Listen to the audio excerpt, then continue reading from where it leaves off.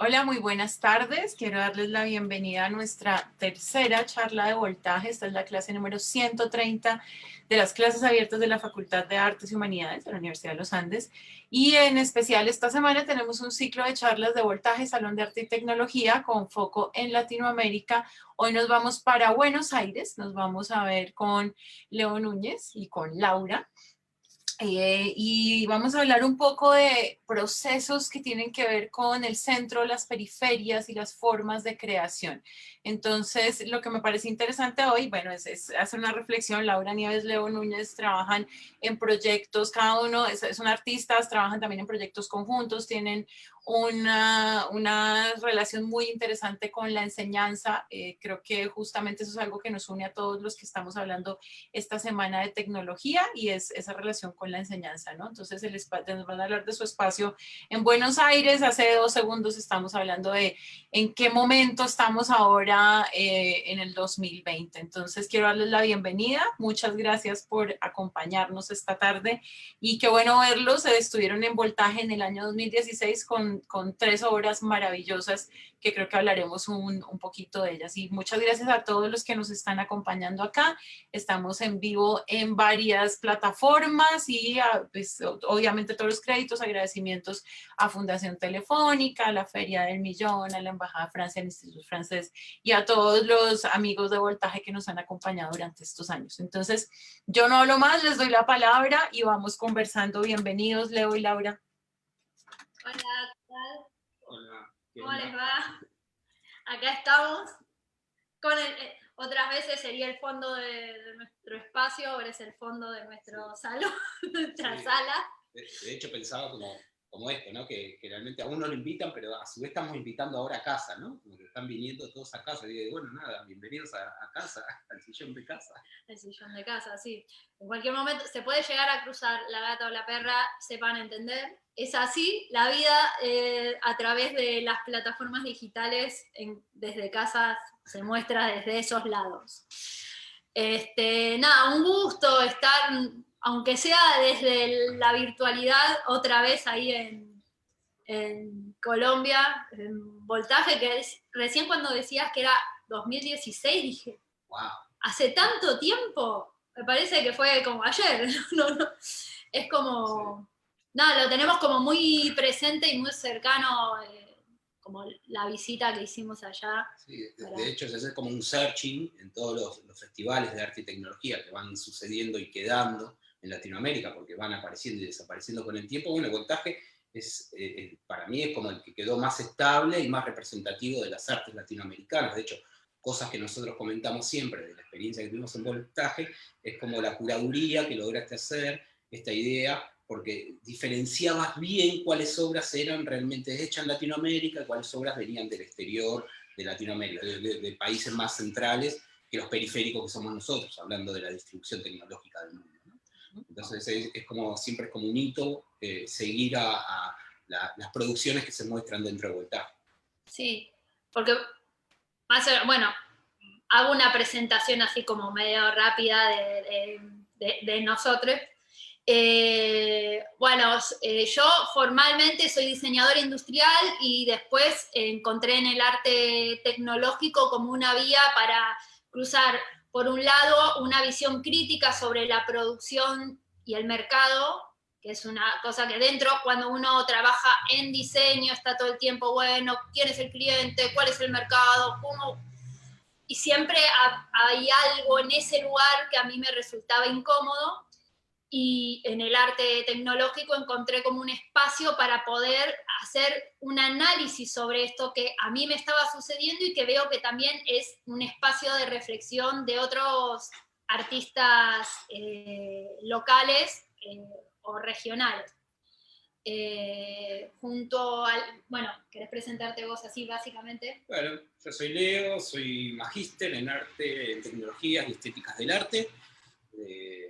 Soy docente y bueno, nada, en realidad lo que me defino como artista solamente porque hago como muchas cosas, no solamente una, y generalmente todos los trabajos que vamos haciendo, digo, no solo artísticos, están vinculados a nuestras obras y van a ver ahora, vamos a ir contando un poquito qué hacemos, ya que me parece que el artista de hoy no es solamente un productor de un objeto, sino más bien es un camino que va haciendo. Y de a poco creo que va pasando, ¿no? Esta idea de señalar o mencionar o utilizar, digo, o hacerse o apropiarse de algunos problemas sociales que suceden en tu contexto, a pasar a hacerte cargo de eso y empezar a actuar sobre eso. Y eso a veces se convierte en parte de la obra, por más que no sea una obra objeto específico, sino es como un quehacer continuo de un pensamiento que surge. Primero de una crítica, pasa a ser obra y después pasan a ser acciones, ¿no? Más o menos en ese orden o un orden similar, ¿no? Digo, entonces, creo que, bueno, eso, hacemos eso. Entonces es muy difícil decir una sola, digo, resumir lo que hacemos en una sola palabra, soy tal cosa o soy tal otra, bueno, medio confuso hasta para mí, digo, cómo definirme, pero bueno, nada, entonces me quedo con que presentarme como hola, soy Leo, y ya. Sí, un poco la reflexión que hemos tenido esta semana, el lunes hablaba un poco en esa primera charla de qué pasaba en Colombia específicamente, ¿no? Y hablábamos de preguntas en torno a, digamos, los discursos de lo que era hacer arte en ciertos momentos de la historia y cómo cuando llega esta generación atravesada por las tecnologías, que va a ser muy fuerte en algunos países de América Latina, pero se afronta de una forma muy diferente a como se afronta en Europa o en Estados Unidos, ¿no?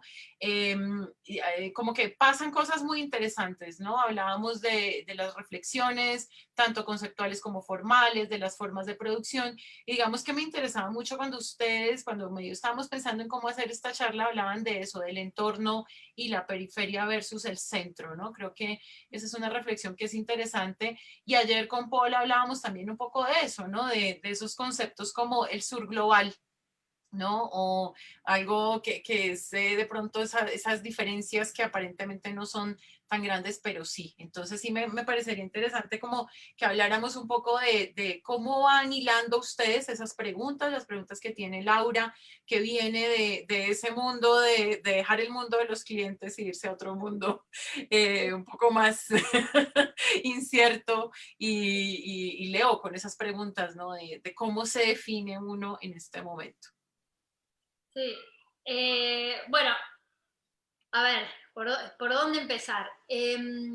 A la hora, nosotros, en particular, a la hora de producir una pieza artística o producir una acción o un proyecto específico, nos planteamos un poco en qué lugar estamos, tanto espacial como temporal. Entonces nos pensamos nosotros como argentinos en Latinoamérica, en un contexto, como saben, los contextos políticos de nuestros países no son estables como por ahí los pueden ser los de los países centrales, con lo cual yo siento como imposible no hacernos cargo de lo que sucede en ese sentido. Y esos contextos también no solamente influyen en el contenido sobre el cual va a tratar la pieza o el proyecto, sino también influyen en cómo lo tratamos. Y cuando hablamos de nuevas tecnologías, tenemos que prestar doblemente atención a eso. ¿Por qué? Porque nosotros no somos productores de tecnologías. Entonces, las tecnologías nos vienen dadas desde otros países, generalmente son los centrales, de los cuales nosotros importamos esas tecnologías con la supuesta o el imaginario de que vamos a ser solamente usuarios de esas tecnologías. Entonces, como artistas que trabajamos en este campo, como artistas electrónicos, creo que tenemos que prestar atención a eso. ¿Por qué utilizar tal placa? ¿Por qué utilizar tal proyector? ¿Qué está diciendo la tecnología que utilizamos en sí? Y que no haga, que no choque con lo que nosotros queremos decir. Digamos, hay que prestar muchísima atención porque no por utilizar algún equipo o algún dispositivo de última tecnología para hablar sobre la pobreza en Latinoamérica, hay que ver qué estamos diciendo ahí, desde qué lado estamos hablando. Entonces, yo vengo como investigando, incluso mi tesis de maestría está en ese camino, sobre cuáles son los procedimientos que como artistas latinoamericanos utilizamos para hacer obra con una visión como crítica sobre lo que sucede, tanto en nuestras regiones como incluso de la tecnología misma. Y hay un pensador argentino que fue ampliamente vapuleado, ocultado, enterrado y tapado por décadas, que hace unos años se volvió a recuperar, porque él planteaba como una visión no tanto como Latinoamérica todas fraccionadas, sino como del ser propio latinoamericano, de cuáles cosas, así como estuvimos hablando hace un rato, que nos veíamos reflejadas en las mismas situaciones, estando nosotros en Buenos Aires y ustedes en Bogotá, y decís, pero hay kilómetros de distancia, y ante la misma circunstancia reaccionamos como si estuviéramos a una cuadra. Entonces, este pensador se llama Rodolfo Kusch, y él plantea que lo importante en Latinoamérica no es el ser como objetivo final, sino el estar siendo. Ese trayecto hacia. Y a partir de eso uno puede empezar a ver un montón de cosas. Porque el decir, el estar siendo, ese transitar, ese proceso que me lleva, termina siendo la pieza artística, no es el objeto final. Es todo lo que acontece para que suceda esa pieza. Entonces, por otro lado, también ahí está desafiando el mercado, porque ya no es la pieza final como mercancía.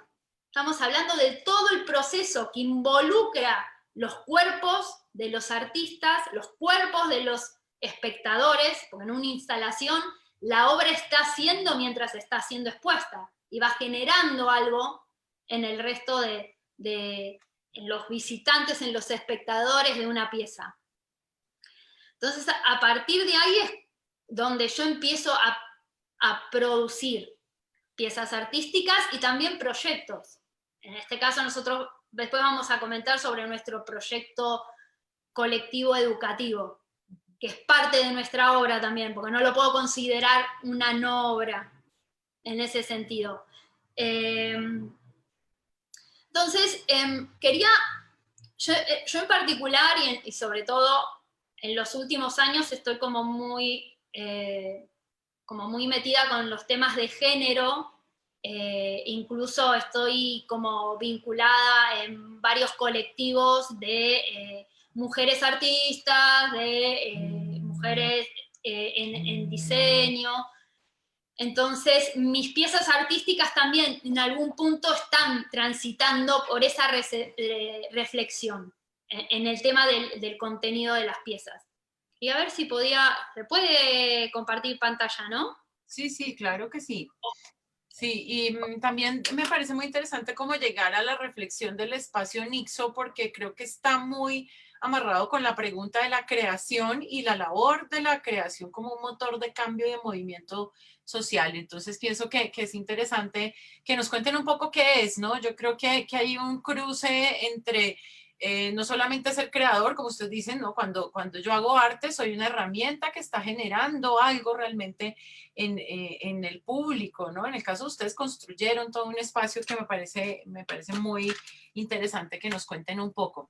Ahí ya pueden compartir pantalla, entonces, por favor, adelante.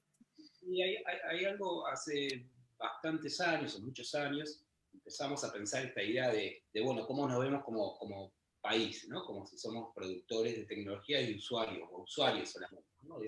La tecnología tiene como ese truco, ¿no? De decir que es limpia y está lista para usarse y demás, pero bueno, eso es solamente para ser usuarios. A mí me interesa que tengamos un país productor de tecnología, a nivel sudamericano, ¿no? De dejar de ser solamente compradores y consumidores. Entonces, a partir de ahí empezamos a pensar esta idea, bueno, y cómo hacemos o cómo se llega a esta idea de tratar de producir, ¿no? Y encontramos que en la educación hay como algunas falencias o algunos faltares o cosas que se pueden llegar a mejorar. Entonces no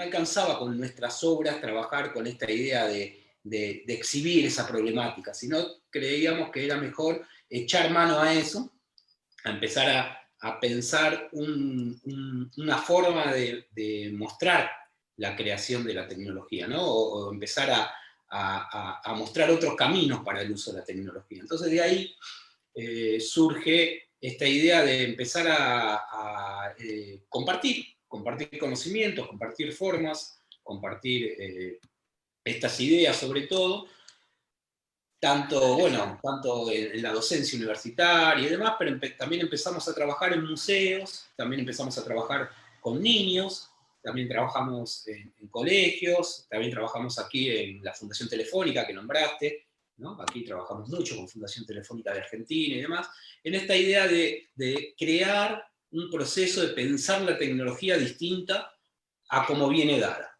¿no? Esta idea del desarme, esta idea del hacking, esta idea de ser productores, esta idea de entender la tecnología con mis propias manos, y a ver si empezamos o logramos tener una huella distintiva de la tecnología latinoamericana, que seguramente va a ser distinta a esas huellas que tienen las tecnologías generadas en los países centrales, porque tienen otro tipo de problemática.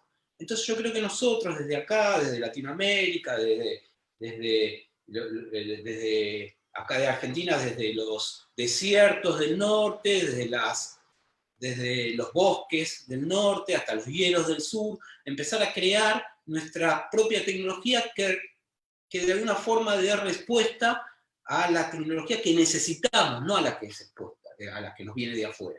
Entonces, de ahí surge un poco esta idea de Espacio Nixon. Espacio Nixon, en principio era una fábrica que se dedicaba a la producción bueno, no importa, de plásticos y demás, que sigue funcionando, pero fue una fábrica que fue pasando de la idea mercantilista a la idea de espacio abierto y colaborativo de arte. Eso es lo que empezó a suceder en Espacio Nixon. Hasta el año pasado, porque este año aquí en los museos estaba todo cerrado, y todo, ¿no? Está todo cerrado igual que en todos lados, pero el año pasado terminamos siendo un grupo hasta de 15 docentes por momentos, dando talleres en colegios, en las instituciones, en ONG, en fundaciones, casi simultáneamente, por todo el país. Y digo todo el país porque llegamos hasta hacer actividades en Ushuaia, desde el norte de Misiones hasta el sur en Ushuaia. Los robots más australes del mundo, lo llamamos. Tuvimos robots súper australes. Bueno, nada, pero digo, nos fuimos desparramando y de hecho han aparecido otros inicios de talleres similares a Espacio Nixon en otros lugares del país y también hay algunos por ahí en Latinoamérica de chicos que están empezando con las mismas ideas y nos van consultando de cómo hacer y cómo proceder. Todo esto que hacemos con la enseñanza, digo, siempre nos ponemos como, aparte de todos estos objetivos, siempre un objetivo es que, y ahora casi financiero, ¿no? Que el docente sea reconocido como docente, porque generalmente el artista, por amor al arte, anda y hace, no. Los artistas son reconocidos como docentes, cobran su sueldo, cobran por su trabajo, y todos los niños que hacen nuestros talleres lo hacen en forma gratuita. La educación gratuita, igualitaria para todos. Entonces parte de nuestro trabajo de Espacio Nixon es conseguir todo eso, conseguir esos financiamientos, convencer a la gente del camino, del desarrollo de la tecnología por un costado distinto, para que nos apoye y nos dé los fondos necesarios para comprar los materiales, comprar equipamiento y demás, y pagarle a todos los artistas que son docentes dentro del espacio para que puedan trabajar de esto, ¿no? Y muchos de los talleres que vamos haciendo parten de las obras de esos artistas, ¿no? Cada artista, no sé, chicos que trabajan en bioarte, veo esta imagen acá, bueno, hay chicas aquí en Argentina que trabajan en bioarte y terminan haciendo talleres de eso. Digo, hay chicos que trabajan en teatro, terminamos haciendo teatro. Digo, hay chicos que trabajan con tecnología más dura, bueno, vamos con programación, digo, vamos como dejando también el espacio de creatividad para aquellos docentes artistas que sea parte de su labor estos talleres que vamos haciendo en Nixon, ¿no? Sí, y hay algo que es dentro de lo que nosotros concebimos como educación, que el chico entienda de que las herramientas tecnológicas las puede producir él, digamos, él puede armarse su propio robot, entender por qué funciona, cómo funciona, darle la estructura, el formato, la calidez, las características que él desea, habla mucho más de que te doy un robot y programalo para adelante, para atrás, para jugar una carrera.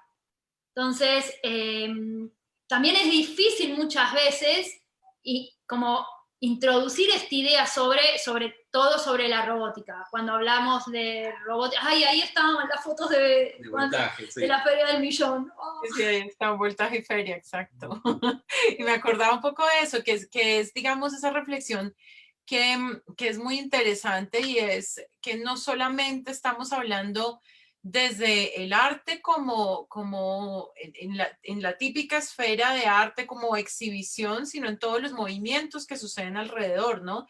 Y como no solamente un trabajo de producir piezas y producir espacios de exhibición, sino espacios de interacción social, ¿no? Que creo que es algo que ha sido muy bonito en todo el trabajo de Nixo, y ahora viendo las fotos, recordé un poco cuando estuve allá, que es como una familia finalmente lo que se empieza a generar en ese espacio, ¿no?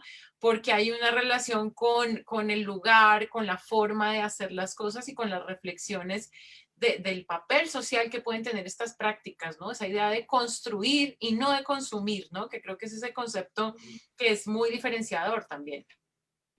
Hay una cosa que sucedió ahora en Nixo cuando empezó la pandemia, ¿no? Que es esta idea de empezamos, bueno, nada, nos agarró a todos de sorpresa y demás, y el Estado no estaba preparado, sobre todo para los insumos de hospitales y demás. Entonces empezamos conjuntamente con la Universidad del 3 de Febrero, la Universidad de Avellaneda, la UNDAP, empezamos un plan de generar estas máscaras protectoras. Entonces conseguimos como un grupo de gente que tenía impresora 3D y demás, ¿no? Entonces, teniendo las instituciones cerradas, cómo esos lugares clandestinos de producción salieron por delante del Estado a reemplazar la falencia del Estado. Entonces, desde la clandestinidad de la producción de artistas, terminamos haciendo 1.600 máscaras que terminamos dando gratuitamente en hospitales. Hoy, conjuntamente con el TREF, Nixo está repartiendo 200 y pico de camas hechas, también camas portátiles, para hospitales móviles de emergencia y demás. Entonces, cómo de repente estos espacios, que los llaman espacios de arte, y no, digo, porque tienen un nombre de arte que les quedó, pero en realidad cumplen otro tipo de funciones más allá de fabricar un objeto para que alguien se los compre. Digo, va por otro camino, y todas esas cosas son las que después volcamos dentro de una obra. Entonces la obra en sí no es solamente el objeto terminado, sino es esta cosa que habla Kusch, que para retomar un poco lo que contaba Lau, esta idea de ir haciendo, de ir estando, de ir construyendo de a poco, y por eso es muy difícil que nos digamos, bueno, y ustedes que son, bueno, somos todo esto que vamos haciendo. Digo, esta cosa, este camino que vamos armando, esto que está sucediendo ahora mismo, que nosotros estamos hablando con ustedes, todo eso es parte de nuestra obra, si se quiere, ¿no? Como artista. Digo, no solo es el pensamiento objetual del objeto terminado, exhibido, sino, digo, para mí, el artista tiene todo ese recorrido, no solo es el hacer del objeto, sino las acciones diarias también, hacerse cargo de eso que uno piensa, digo, no solamente señalarlo, sino ver qué se puede hacer con esa señalación. Señalaste el problema, bueno, vamos atrás de ello a ver cómo podemos aportar sobre esa idea. Ahí hay que señala Leo, que me parece que es interesantísimo, y creo que este fenómeno de lo que pasó al inicio de la pandemia con Nixo y con todo el ejercicio que hicieron ustedes de construir las caretas y las camas, se vio en diferentes lugares del mundo. En Italia hubo un caso muy interesante de unos desarrolladores que lograron modelar en 3D las válvulas de los respiradores, y el fabricante de los respiradores los iba a demandar, ¿no? Aquí en Colombia hubo ejercicios y gente muy interesante en la Universidad Nacional, en la Universidad de Antioquia, espacios independientes como por ejemplo Estudio 1, diseñadores independientes que empezaron a producir, ¿no? Y a hacer crowdfundings, a hacer colectas para poder hacer los proyectos, y creo que eso es también una pregunta muy interesante, ¿no? Siempre que se habla de cuál es la resistencia, yo no sé si la resistencia, ¿cómo la definimos nosotros, ¿no? Es la capacidad de poder responder y crear y producir desde unos espacios experimentales, tal vez, y desde unos espacios sin reglas, ¿no? Yo creo que es un poco eso también. Sí, es que yo creo que no es que son espacios sin reglas, sino que tienen otras formas de trabajo que lo que habilitan es esa capacidad de, en 2 días nos organizamos y nos pusimos a producir. Vamos, fue eso, pero no es que salió de la nada, sino porque hay toda una construcción previa de trabajo colaborativo, de formas de trabajo que ya venimos ejerciendo ya desde los inicios, que a la hora de ponerse en un proyecto específico, automáticamente se acomodaron y salieron. Y nosotros me acuerdo que cuando surgió esto de las máscaras, que incluso las universidades estaban cerradas, entonces nosotros ofrecimos nuestro espacio porque íbamos nosotros con la llave y lo abríamos. No teníamos que pedir permiso, digamos, todo respetando las condiciones de higiene, pero era como una acción, no vamos a esperar a que el permiso no, vamos, pum, nos juntamos cada día, nosotros estamos a 20 cuadras del taller y nos paraban 2 veces la policía para preguntarnos qué íbamos a hacer, ¿viste? Porque no se podía ni salir. Entonces, nada, fue una movida así como muy intensa, el primer mes fue muy intenso, porque todos estábamos en shock, estábamos todos como quietos, y éramos como el grupo que estaba generando algo. Y bueno, ese entrenamiento en estas producciones, en estos espacios múltiples, como más dinámicos, es lo que nos permitió en estos casos de emergencia acomodarnos rápidamente. Bien, a ver, iba a hacer una... Sí, voy a dejar de compartir. Quería mostrar un par de obras. ¿Dónde está? Acá, VLC. Esta tengo. Perdón, que estoy media lenta con el Zoom. Sepan disculparme. Nos pasa a todos. Continuado, bueno, lo hablamos hace un rato, ¿no? El continuado de Zoom en Zoom. De Zoom en Zoom estamos como medio... Sí. Bueno, yo quería, con el tema del contexto, no sé si todos conocen las piezas que nosotros mostramos allá. Eso vos, Carmen. Algunos. Aquí tenemos gente yo veo aquí conectadas en el chat como a 20 y tantas personas, en Facebook hay otro montón, gente que conoce y gente que no. Estaría bueno que nos mostraran un poco de sus trabajos. Bueno, yo voy a mostrar como 3 piezas que son Sycorax no es de las últimas, pero sí es como una de las que empecé a trabajar. ¿Se está viendo? Somos mujeres cuya infancia transcurrió en todo tipo de calles. ¿Se ve el video? Se ve perfecto. Ah, perfecto, bien. Sí, voy a bajarle un poco el volumen. Así, esta es la pieza con la cual Carmen me invitó al voltaje. Es una pieza que estuvo circulando, desde voltaje estuvo circulando, vamos a decir la verdad. El año pasado gané un premio del Fondo Nacional de las Artes acá en Argentina sobre arte electrónico. Es la primera edición del Premio de Arte Electrónico, y esta pieza fue expuesta en el Centro Cultural Kirchner. La pieza reflexiona un poco sobre el lugar de la mujer o el silenciamiento de la mujer a partir de la conquista. Y así como parece tan chico el tema, es tan grande, es tan abarcativo. Digamos, ¿en qué momento fuimos silenciadas nosotras, las mujeres? Para ello toma como personaje conceptual Sycorax, que es el personaje de Shakespeare que nunca habla. Todos hablan por ella, y es un poco el lugar que hasta hace unos años teníamos. Ahora por suerte podemos empezar, ya nos escuchan, digamos, y es parte de esa lucha que es la que estamos llevando a cabo desde los movimientos feministas en toda Latinoamérica. Y esta pieza fue, si bien es una pieza electrónica, digamos, que tiene tecnología, la tecnología es lo de menos en esto, ¿sí?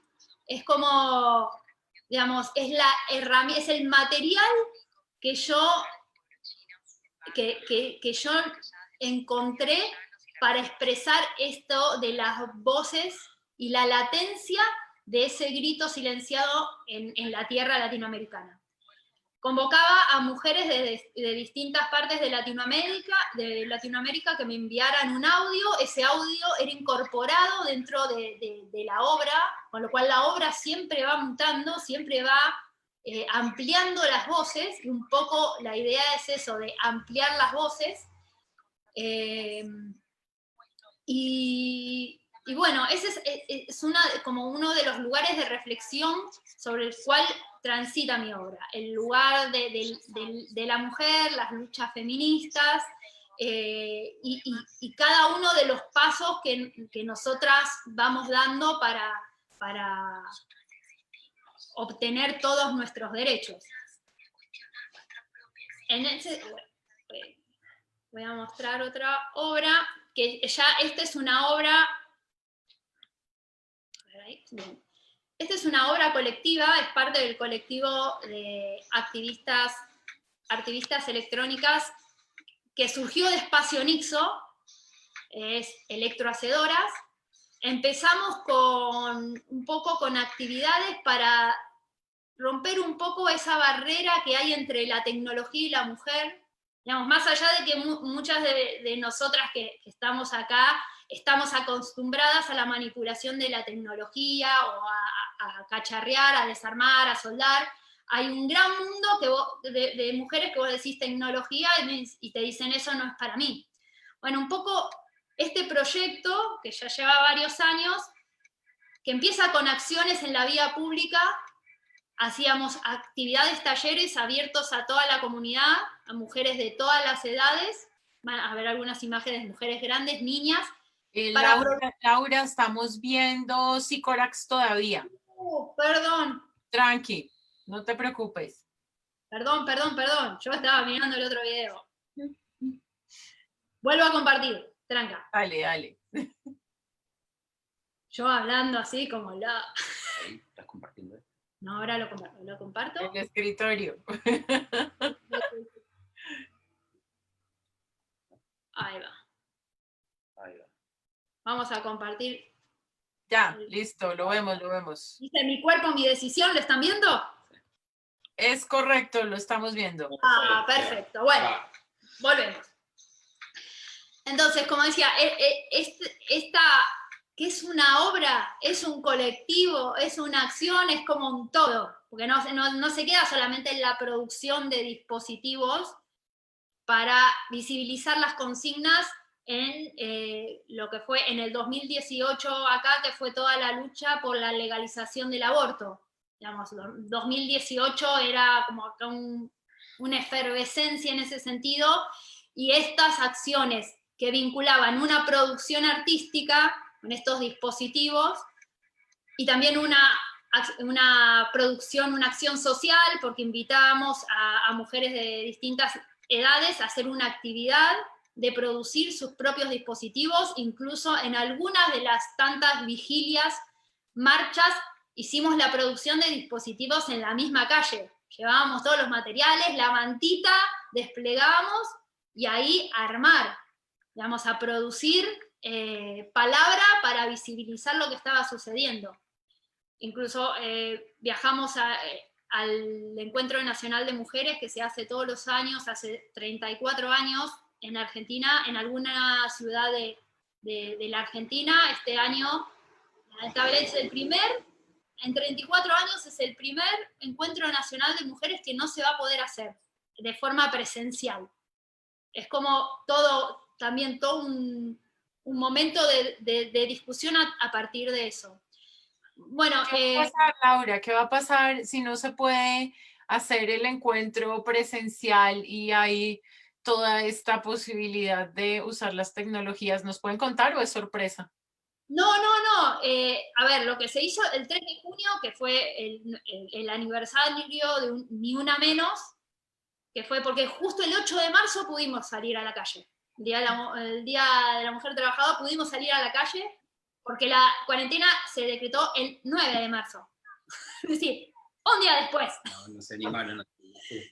Entonces, el 3 de junio, que nos agarró en cuarentena, se hizo un trabajo desde las plataformas de encuentros virtuales, proyectorazos, ocupación de las calles con pegatinas, digamos, no nuestros cuerpos contundentes en las calles, pero sí todas las paredes con pegatinas, con imágenes intervenidas en las calles, proyectorazos, y yo creo que el encuentro va por ese lado. Hay que ver también, digamos, el encuentro es una gran movilización de miles y miles de mujeres. Hay que ver cómo se organizan las comisiones y los espacios de discusión y las asambleas, pero yo creo, digamos, la cuarentena no va a ser una excusa para que hablemos de lo que está sucediendo, y más que nada, si en cuarentena los femicidios acá siguen subiendo. Digamos, es lo único que en cuarentena no bajó fueron los femicidios. Digamos, bajó el delito, el robo, el hurto, pero los femicidios no bajaron, porque lo que sucede es que está metido dentro de los hogares. Entonces, eso es algo que también de los movimientos feministas acá se está laburando un montón, como entender que encerrar en un hogar no es lo mismo en mi casa o en mis condiciones como en otras mujeres, otros grupos sociales que tienen unas condiciones de vivienda o no hay vivienda, que ese es un problema que ha explotado, digamos, no es que ha explotado, se ha visibilizado. Digamos, esta cuarentena lo que hizo fue abrir y mostrar toda la miseria sobre la cual estamos viviendo. Entonces, nada, eso cuando nosotros hablábamos con vos de que nuestros entornos nos atraviesan. No Sí. podemos no pensar, no podemos hacer que no está sucediendo. Y parte de estas visibilizaciones, de estas acciones, o de estas piezas, estas producciones, también hacen que eso se visibilice.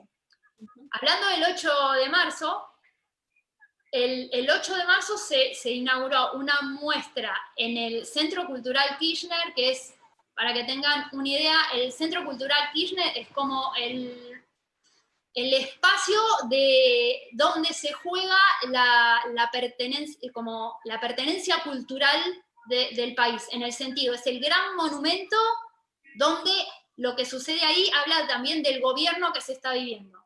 Entonces el año pasado tuvimos elecciones, digamos, fue electo un gobierno popular después de 4 años nuevos de neoliberalismo que nos liquidaron, con continuación pandemia, ya estamos como en la lona, y dieron, el nuevo gobierno dio todo el espacio, todo el centro cultural para hacer una muestra junto a un nuevo ministerio que se armó, que es el Ministerio de las Mujeres, un ministerio a nivel nacional para tratar políticas de género. Y dentro de la muestra nosotros hicimos una instalación con todos los bidones de todas las acciones que fuimos haciendo, incluso algunas de las chicas que participaron nos dieron sus bidones y están todavía ahí encerrados. En el Centro Cultural estuvieron solamente, se pudo visitar 2 días y después ya no. Entonces también eso habla, está el gran monumento de la cultura en Argentina está cerrado y dentro de él hay una muestra de más de 300 artistas y colectivos feministas que están ahí adentro, como latentes.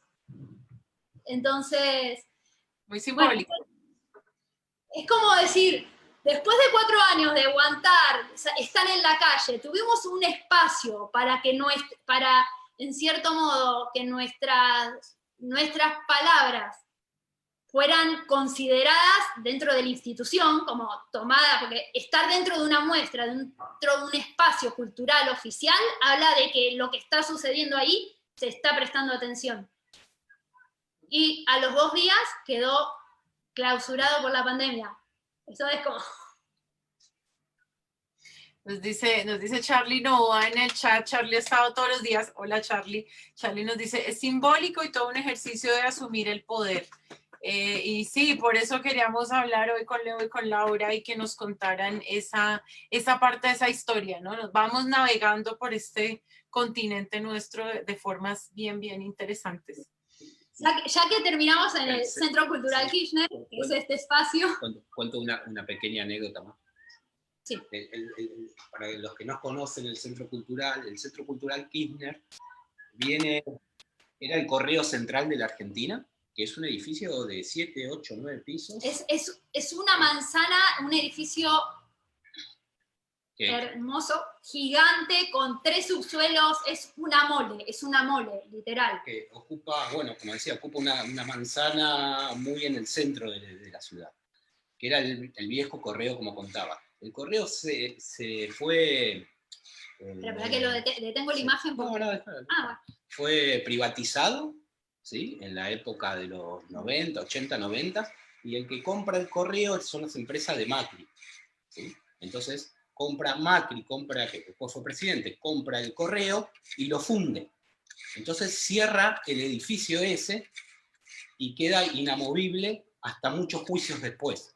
Con el kirchnerismo, el edificio es recuperado, vuelto a ser museo, recuperado para la ciudad, para todos, se convierte en museo y al poco tiempo asume Macri y lo vuelve a cerrar como museo. Entonces, todo eso era como la gran discusión de lo que sucedía. Cuando lo vuelven a abrir como museo, con gente renovada, porque se echaron a toda la planta y demás, por un tema por cargos políticos y demás. La tenencia política, no importaba cuál bueno seas en tu trabajo, como pertenecías a la gestión anterior. Bueno, cuando lo abren, me invitan a mostrar, ¿no? Entonces, me invitan a mostrar por una muestra sobre Borges. Van a tocar como los grandes temas de la Argentina, ¿no? Entonces, unas muestras sobre Borges, toman los tipos. Y bueno, yo de Borges muy poco, la verdad, digo, ¿no? Yo digo que a Borges lo estoy dejando para cuando sea grande, ¿no?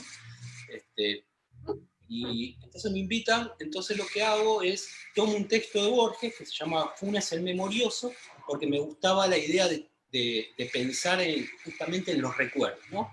En esta idea de memorizar, de tener la memoria presente. Entonces, Funes en el texto, este personaje, que era un personaje que no podía olvidar, un tipo que no lo podía olvidar, lo que le pasaba era que cuando quería recordar un día, demoraba todo un día entero, porque recordaba exactamente todo. Entonces lo que hago es esta obra, que ustedes están viendo ahí, una obra yo le digo, de baja tecnología, o precaria, o low-tech, como lo quieran llamar, porque uso toda tecnología de la época de Borges, ¿sí? Una máquina de escribir, de los 40, Relay, digo, todo ese tipo de tecnología. Y lo que hago es un sistema que justamente permitía escribir, ¿no? La idea de la palabra, permitía escribir, pero también permitía recordar. Entonces, todo lo que vos escribas ahí, al otro día, a la misma hora, en el mismo milisegundo, se volvía a escribir. Entonces, por un lado hacía referencia a Borges y demás, y estaban todos contentos en el Centro Cultural, y yo qué sé, pero lo importante para mí era la idea de que todos tenían palabra.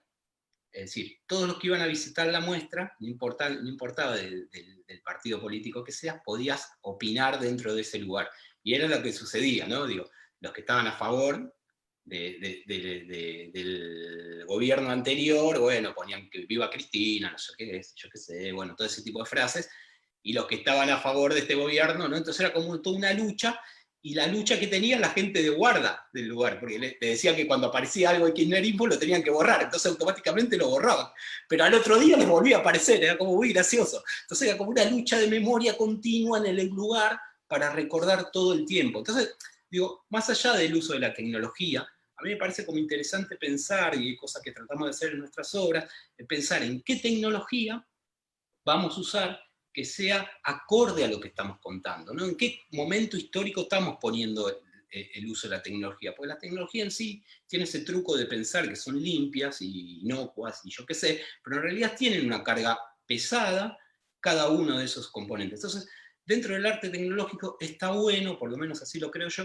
está bueno pensar qué tipo de tecnología ayuda a contar mejor mi historia, porque esto que están viendo, que era un delirio de 900 lamparitas prendiéndose, digo, se podría haber solucionado con un proyector y se acabó, pero no es lo mismo a nivel estético, a nivel conceptual, a nivel relato y a nivel espacial. El ruido que hacía esto dentro de una sala era increíble. Digo, venías por los pasillos y ya escuchabas que había una cosa mecánica funcionando ahí y demás.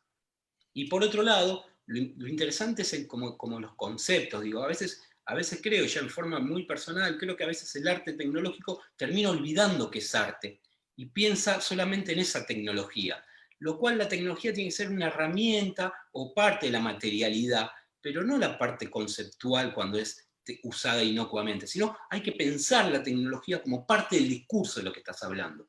Entonces es ahí donde empezamos a encontrar esas huellas que digo que se ven mucho en Voltaje del arte latinoamericano, porque empiezan a mostrarse en las obras esas pequeñas distinciones de las periferias de la tecnología, como es Sudamérica, con respecto a las obras que vienen de otro lado, que no se permiten ese pensamiento, porque son realmente los productores. En cambio, nosotros de este otro lado podemos empezar a tomar y a discriminar cuáles son las tecnologías que van a hablar más de nuestros trabajos. Entonces, esa huella creo que se va notando en el arte latinoamericano y cambió mucho en los últimos 5 años, eso, 6 años mucho.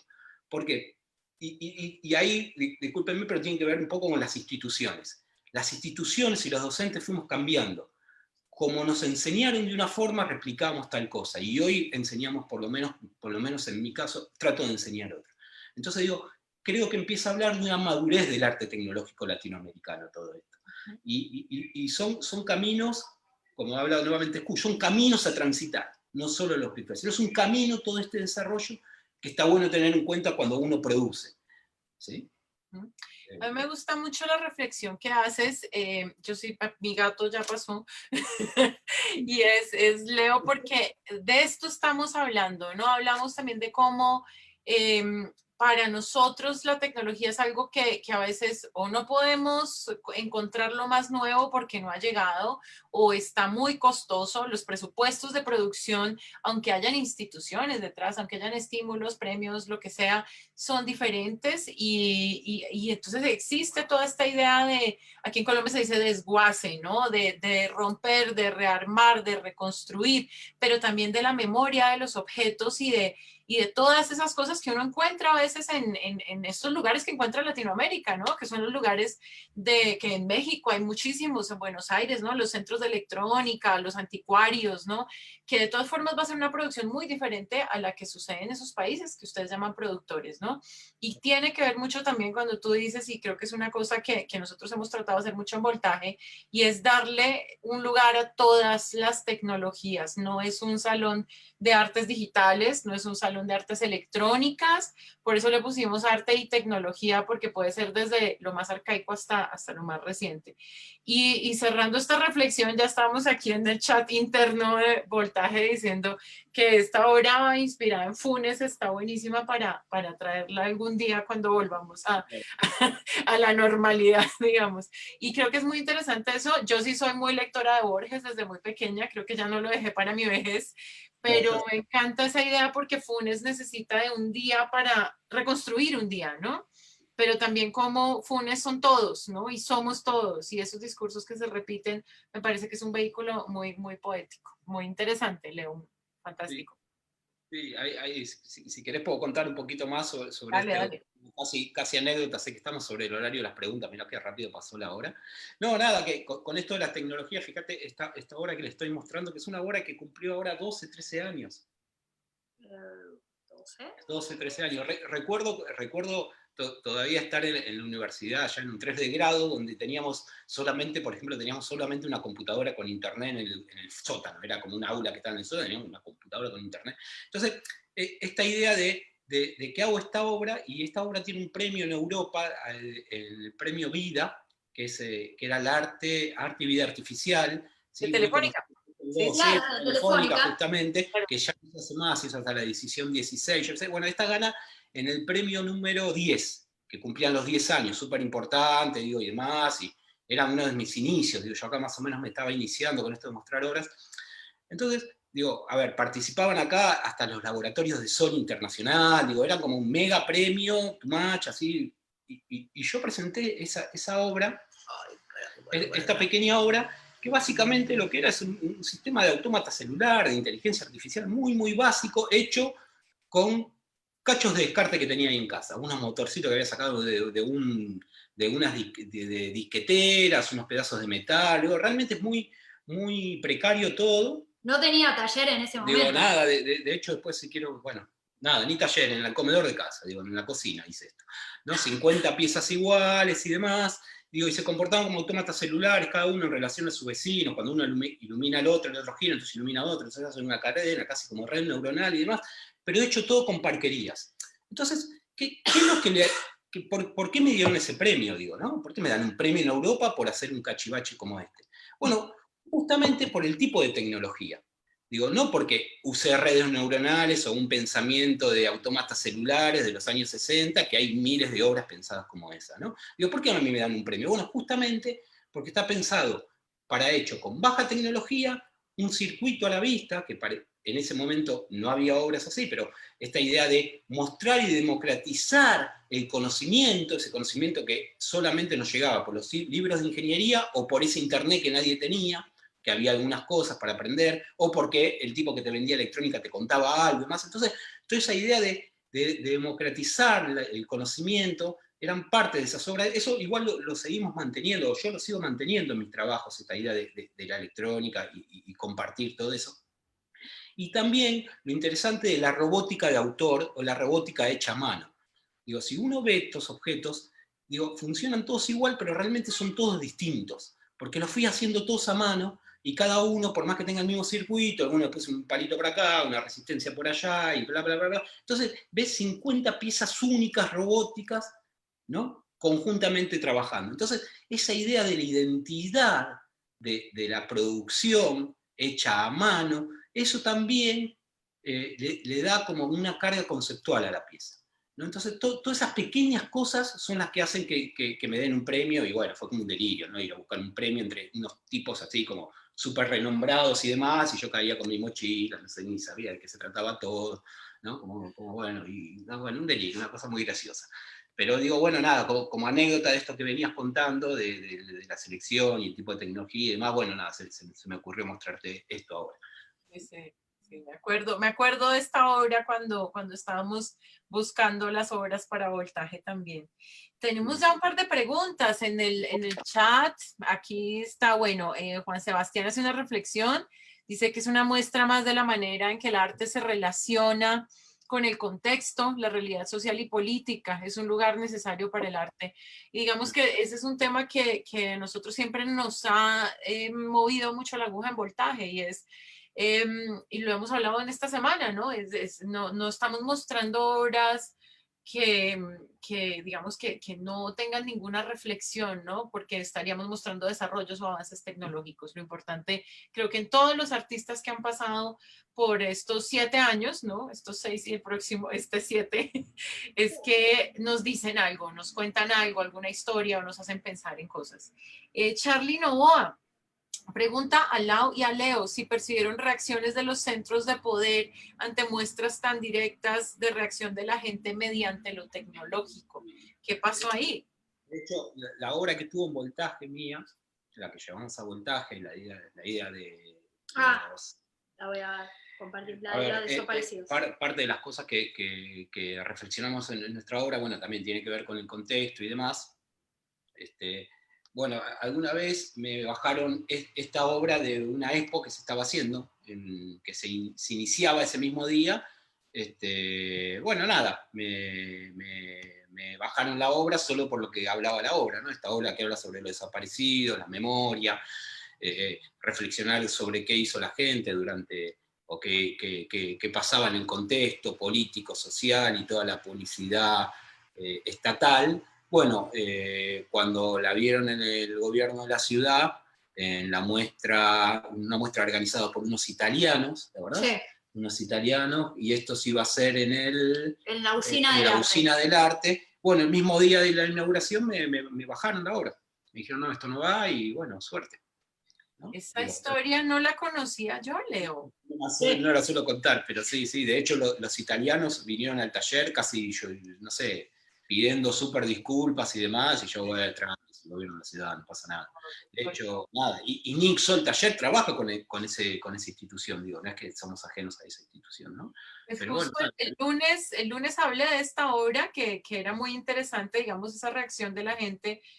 No sé si algunos estuvieron el lunes, recuerdan que yo la señalé porque decía que era muy interesante la reacción del público, ¿no? Los niños jugaban con el papel picado y los adultos sabían de qué estaba pasando, ¿no? Son dos reacciones muy diferentes y sí es una obra que para nosotros fue muy significativo tener porque creo que estamos contando las mismas historias, ¿no? En diferentes lugares y son formas, digamos, muy conmovedoras de contar.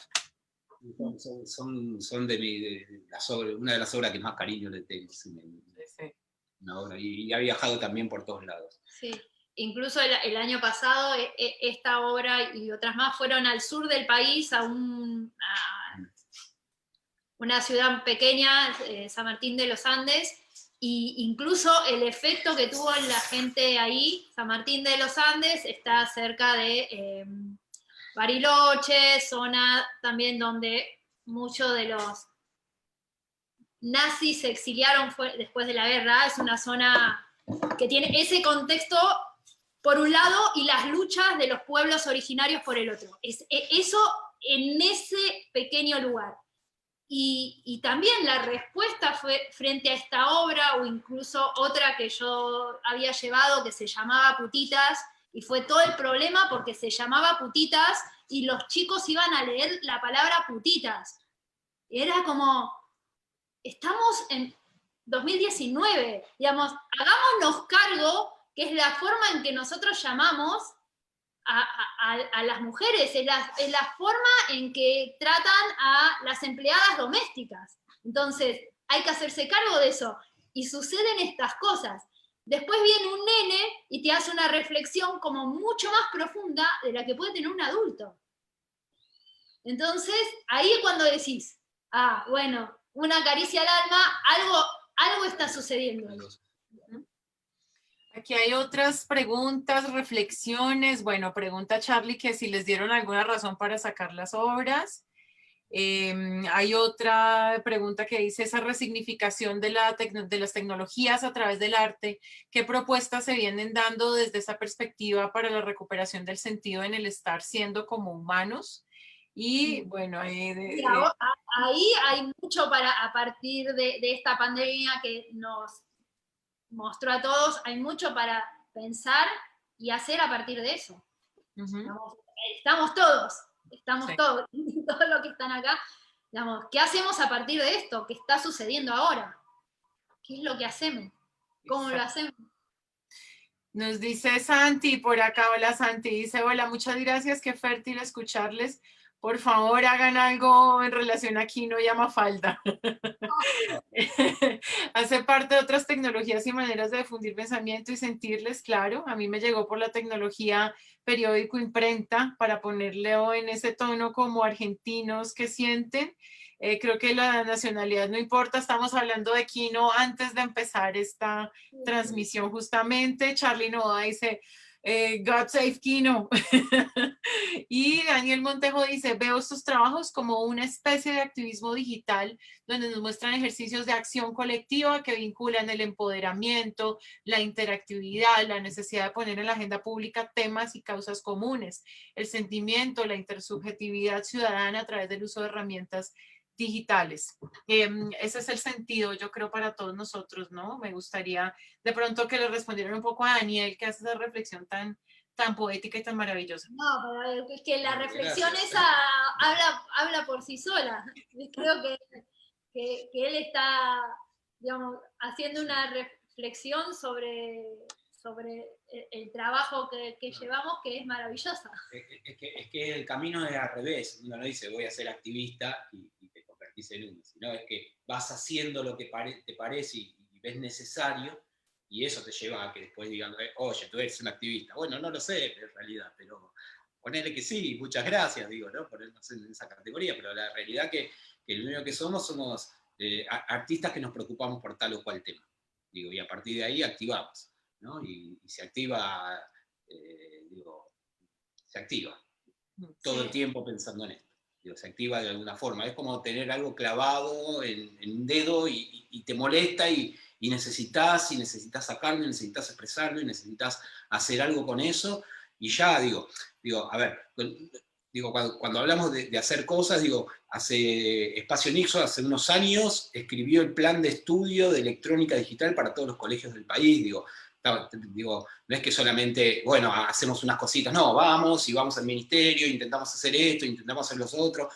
Si quieren buscar, roboticaalternativa.com. Hicimos todo un desarrollo de cómo hacer robot para colegios, que hacen lo mismo que hace un robot industrial, pero te lo fabricás con la cuarta parte de dinero, ¿sí? Y donde entra en juego todo el conocimiento, no solo la programación, sino el armado, la materialidad, no sé cómo explicarlo, los chicos terminan haciendo robóticas de autor.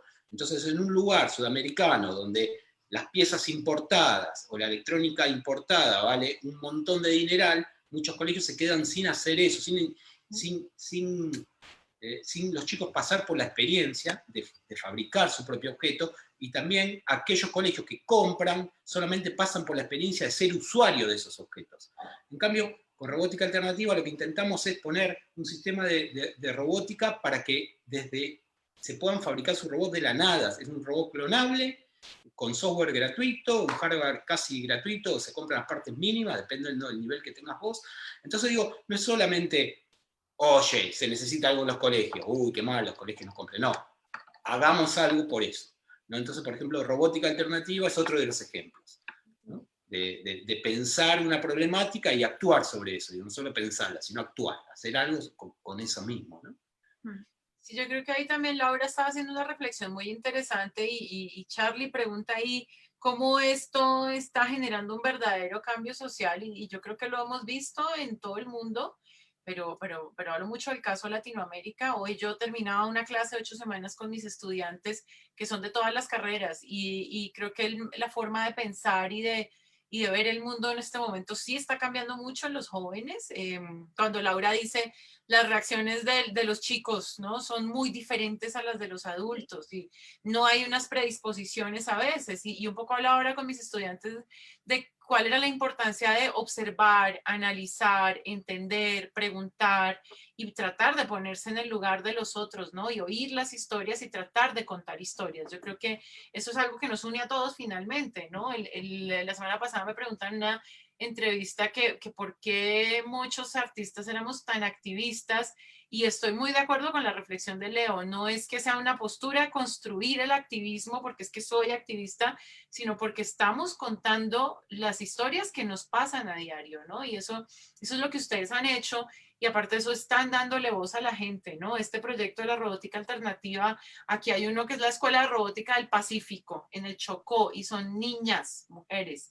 Entonces creo que ahí es donde hay unos puentes maravillosos para realmente generar un cambio, ¿no? Es darle la voz a otras personas y eso es lo importante, tal vez. Sí, wow, me dejaste como... Pues no sé si tengamos más preguntas. Anthony dice qué interesante propuesta de proceso y memoria, como le expresaban, qué bella forma de suplir alternativas pedagógicas en las falencias de la educación estatal. Yo creo que... Una cosa que no contamos es, bueno, nosotros con Espacio Nixo llevamos haciendo ya desde 2012 actividades y nos dábamos cuenta que con llegar a los chicos solos no nos alcanzaba para que esta visión sobre la tecnología y sobre la producción de herramientas tecnológicas como que se hiciera como más evidente, porque ¿a cuántos podemos llegar nosotros? Entonces empezamos a hacer capacitaciones docentes, para docentes, en tecnología, también gratuitas. Conseguimos los fondos, se anotaban, en 2 días se nos completaban los cupos, e incluso una la empezamos y la tuvimos que terminar virtual, porque nos agarró el cierre de los espacios. Entonces también ahí es pensar, bueno, también hablamos de involucrar a las escuelas primarias y secundarias en las TIC y en la tecnología y en la educación. ¿Y qué le estamos dando a los docentes? Le damos un kit de robótica y le decimos, con esto enseñá tecnología. Lo interesante también como reflexión, y fíjate, que el último taller que empezamos a hacer de 8 encuentros con docentes, que fue el terminado virtual, lo empezamos a hacer dentro de un museo, dentro del Museo de Arte Moderno de la Ciudad de Buenos Aires, porque ellos entendieron la necesidad que hay en los docentes y lo que nosotros proponemos como nueva visión, o visión distinta a las capacitaciones que da el Estado. Entonces, el mismo Estado, ¿no?, te empieza a reconocer y a absorber, y te empieza a poner con más contactos a nivel zonal, ¿no?, con docentes que ven en nosotros como la posibilidad de aprender una nueva forma de enseñar o dar tecnología. Entonces, no somos dos locos que estamos haciendo cosas, sino que de repente, cuando empezás a trabajar, te das cuenta que hay un montón de cosas que uno puede aportar. Y de repente te encontrás con que un museo empieza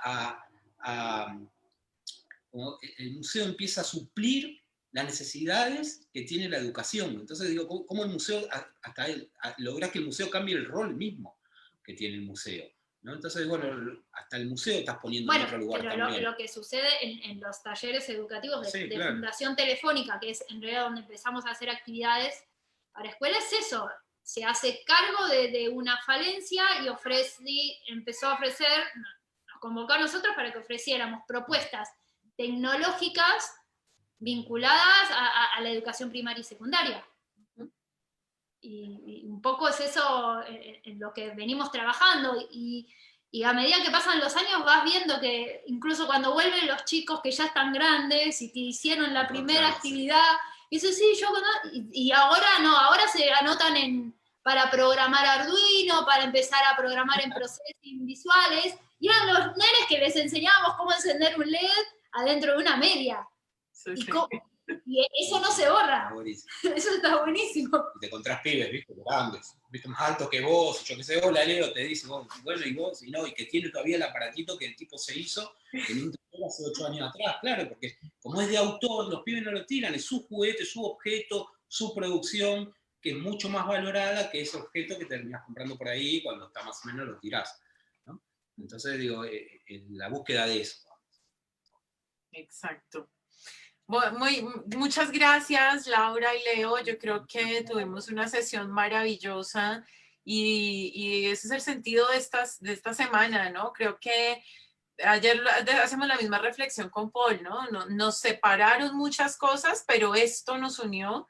Y creo que aquí tenemos muchas personas conectadas que han estado toda la semana y que ahí estamos haciendo esos puentes y esas telarañas que nos van a unir durante mucho tiempo. Muchas gracias por estar acá y ojalá los podamos traer nuevamente. Ya mismo. Sí, apenas podamos volar. Sí, vamos para 6 allá mismo. Listo, vamos. Chicos, un placer, gracias por acompañarnos, en verdad. Gracias a ustedes. Gracias. Muchos éxitos, gracias a todos. Recuerden que mañana tenemos a Brian McCarran y vamos a hablar. Brian les manda saludos, ayer Paul les mandó saludos, aquí todos estamos conectados. Entonces, y el viernes cerramos con Juan Ricardo hablando de arquitecturas. Entonces, muchas gracias a todos los que nos están acompañando y los esperamos en las sesiones y los esperamos en Voltaje. Abrazos hasta Buenos Aires y de vuelta. Chao a todos. Gracias a todo el equipo, a Laura y a Lucho, a todos. Chao, chao.